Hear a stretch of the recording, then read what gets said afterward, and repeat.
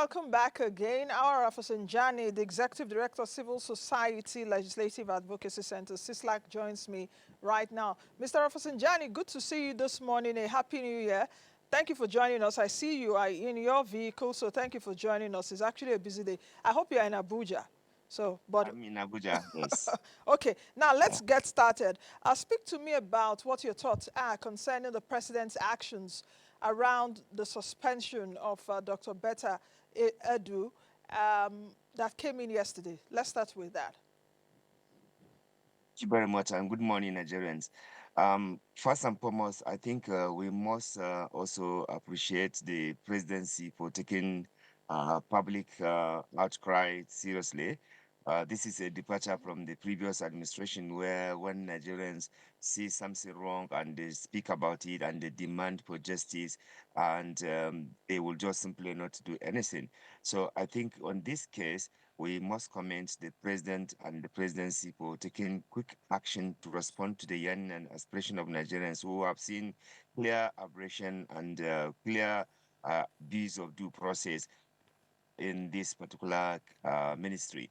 So the public outcry, occasioned by the media and civil society, and of course the general public, has actually compelled government to listen and to take decisive action. So asking her to step aside to do a thorough investigation on this matter, I think is the right thing, because if she is there, it will be difficult for the EFCC to do a thorough and fair investigation on this matter. And I think that should be the principle for every public official who have been accused or alleged to have committed one, crime or the other.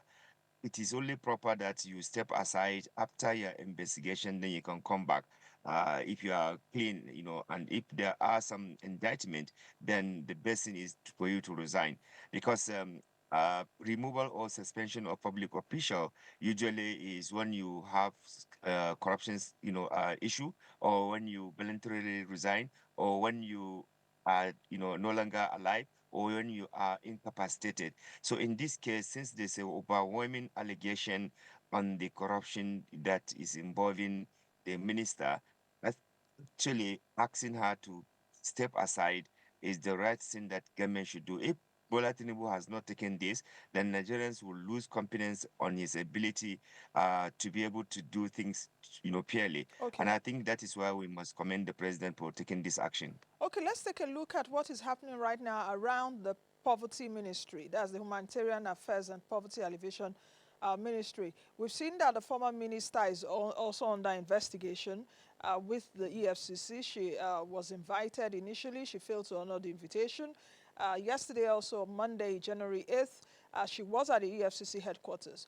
We're also aware that the EFCC has invited Dr. Betta Edu for further investigation.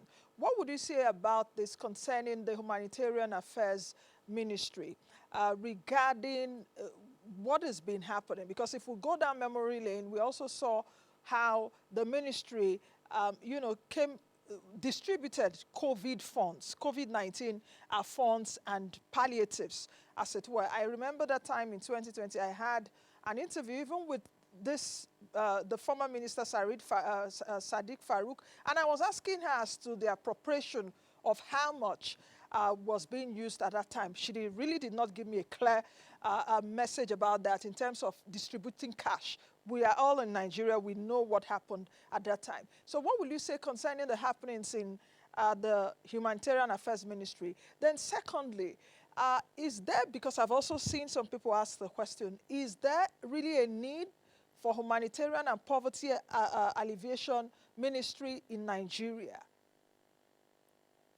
Thank you very much. I think for whatever reason that the President Bahari had to create this ministry, if there was any good intention, I think the good intention had been undermined by the clear demonstration of lack of transparency, incompetency, that have been demonstrated, over the years. You recall during the COVID, even when children were with their parents at home, somebody is spending billions saying that they were feeding school children. Secondly, a lot of Nigerians have been doubting the amount of money the ministry say they use to train young people. These are all a record. And why should we even be surprised? National Assembly have called for public hearing and investigative hearing on the same ministry severally. It's just that in Nigeria, the oversight itself is not done in a manner that can be corrective, in a manner that can also bring some level of sanity. So this is not a surprise to us. We have also seen how ministries and parastatals are actually diverting public taxpayers' money into their own personal pocket in the name of project count. We are privileged to be in, in touch with the committee which the federal government that time set up, what they call the transparency portal. We saw clearly how individuals in various ministry and parastatals are putting huge billions into their account, personal account, in the name of project account, and the auditor general is not aware of this. As long as the auditor general report cannot be implemented in this country, cannot be taken serious, this kind of abuse of due process, abuse of public procurement law, abuse of financial regulation will continue. And again, one public official believe that it is their time, it is their chance to loot and do whatever they want to do because they are connected with the biller or with the president. I think we will really continue to have these problems. Again, you remember the same ministry work, to go and bring in Nigerians from South Africa, from Sudan, and a lot of corruption have been alleged to have committed in that process. So it is not today that this thing happened. It's just that the National Assembly that is supposed to also play oversight role expose corruption in that ministry. They did not also do the needful. Apart from the public hearing they called, which was more of like a drama, there was not really tangible thing that had been done because at that time the National Assembly leadership were completely, under the surrogate of President Bahari, just like you have now. Again, the current National Assembly is completely, yes, sir, to Mr. President. So, and that is a danger because you are elected to ensure that you checkmate the excesses of the executive. You will make sure that you follow the due process to ensure that ministries and parastatal, policy and programs of government are complied with and respected. And if you are afraid to even go and speak about it simply because you may lose people or maybe the leadership in the National Assembly may not get you involved, then there's a betrayal in that aspect. So I'm saying that the problem we see in the humanitarian, ministry is not starting today. It has, history and the inability to checkmate it right from the time when it began. That accounted for the continuation of this kind of outright wrongdoing in that place. Okay, We okay. have public procurement law. We Yeah. have, different number Mr. of personnel. Rafsanjani, can you hear me? I Yes. would like your answer regarding my earlier question. If there's still a need for the poverty ministry, the humanitarian and poverty ministry, do you think there's still a need for that? But if you take a look at it, also Nigeria is the poverty capital of the world. What do you think? Do you still think there's a need for this ministry? Poverty that you have in Nigeria is artificial poverty. It's created by irresponsible political elite who are betraying Nigerians, who are stealing, outright looting public taxpayers' money that will have gone around to address issues of fundamental development like healthcare system, education, infrastructure, water, and sanitation. If you have not gotten those kind of monumental looting and diversion of public taxpayers' money in those sectors, probably you may not need that. But again, the poverty that we have is not being addressed. What you see is actually weaponizing more poverty on the Nigerian people. When you give palliative or cash conditional cash transfer of their bachelor load and you give them 5,000, you go back and collect 3,000 or 2,000 from it. Are you really addressing the problems? And addressing the problem, is it giving people money for a period of 4 months or 5 months and you say you have addressed poverty? No, I think something is wrong in terms of understanding, and in fact, conceptualization of addressing poverty. So, in my opinion, the Ministry of Humanitarian Affairs is supposed to be, a coordinating body, a supervision body, because you already have other Mr. agencies that Rafsanjani, they did you are say supposed to. internal affairs? Did I hear internal affairs? No, no, no. I say it's supposed to be, Okay. a supervising ministry and coordinating ministry But that you, is supposed to but you be. also know that there is now a coordinating minister of social welfare, who is also the minister of health. That So, is so what I'm saying, yeah. because there are a lot of complicity, there are a lot of overlapping thing. The coordinating minister of health is not addressing poverty. It's a different thing altogether. But I'm saying that Social you have welfare. refugee commission, you have NEMA. They are supposed to be dealing with some of the issues that the ministry is directly involved in now. The ministry should be supervising and coordinating those activities around that. But again, really, we have to change the mindset of what we consider to be addressing or responding to poverty in Nigeria. As a matter of fact, this 2,000, 3,000 is not killing poverty. In fact, it is an avenue for more looting and stealing, hiding under it, just like we have seen. And it started actually from Obasanjo with Keke Napip. When they said they want to address poverty and they were giving Keke Napip only to members of his political party, not even the needy Nigerians. And many politicians, big politicians, are collecting those things in the name of the people. So I think we need to sit down and really do a more serious need analysis on what we Okay. need to do to cure poverty in Nigeria. This thing is cosmetic. It is just an avenue for stealing public money. Okay, let's take a look at you see if there would be a contagion effect on other ministries. Also yesterday, Monday evening, the Minister of Interior,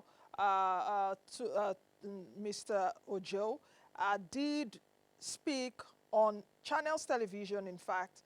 He gave an interview there which he distanced himself from any payments, of course, himself from the company that received payment of over 480 million naira from the humanitarian ministry, which also coincided yesterday with, because I also spoke about it, about the automation of the passport system in Nigeria. But what do you think about this? Is this a signal perhaps to other ministers? That's on one part.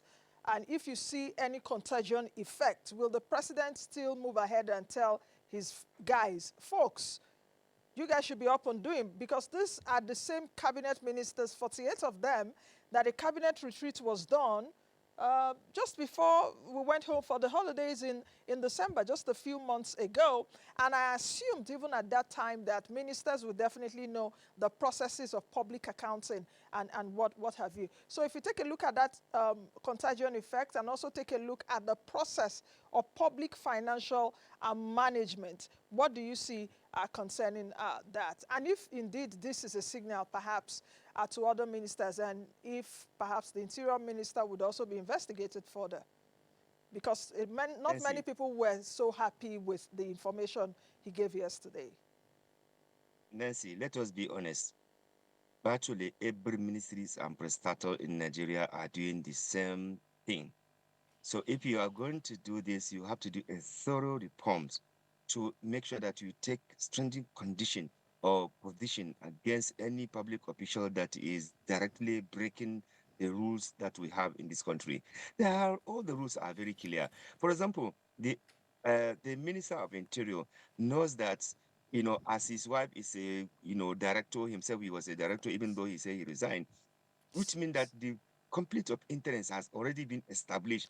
There's no way you are a private minister, your company or your wife that is involved in the company, you are receiving using your position to gain, contract that you think what you are doing is right. I think the issue is simple. The President Tinubu, right from the beginning, we advise that we should have people who really love this country, who are ready to work for the country, not people who will come and tax the country again, making crazy money out of the public taxpayers' money without commensurable contribution to the work that they're supposed to even do. So as much as we know that the absence of beneficial ownership in virtually every area and the absence of proper declaration of asset will continue to happen. You will see these bridges. And again, if people will pay appointment, allegedly pay appointment, procure election, there's no way you can have sanity. But I think Tinubu has opportunity now to rise up and close his eyes, since he's already a president, to take some drastic measure, some fundamental, position that will bring some level of sanity and correctiveness in the governance. Otherwise, if he does not take those kind of fundamental reforms and deal decisively with anybody who help or who is helping to destroy further the country, then Tinubu will lose again. But I believe that with what has happened now, it will at least send a strong message to those other ministers and other public officials who are using their position to award contract to themselves, to award contract to their friends, girlfriends, and even their family members without compliance with due process. I think the laws are there. And the public official, particularly the civil servant, they should remember that there's a penalty for breaching or for refusing to comply with the civil service rule.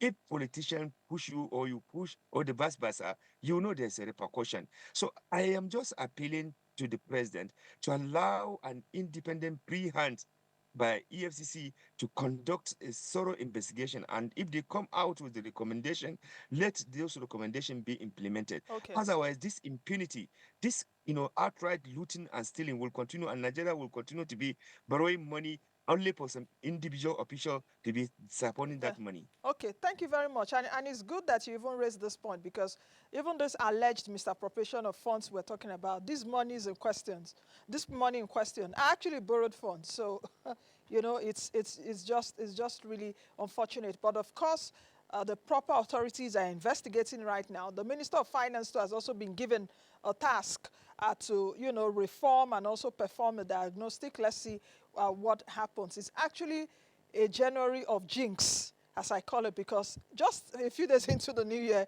and it's just one day, one drama. Thank you very much, Mr. Auwal Rafsanjani, for joining us on the show. Thank you very much this morning. Thank you very much. All right, I've been speaking with the ED of CISLAC, that is the Center, Civil Society Legislative Advocacy Center, CISLAC. All right, let's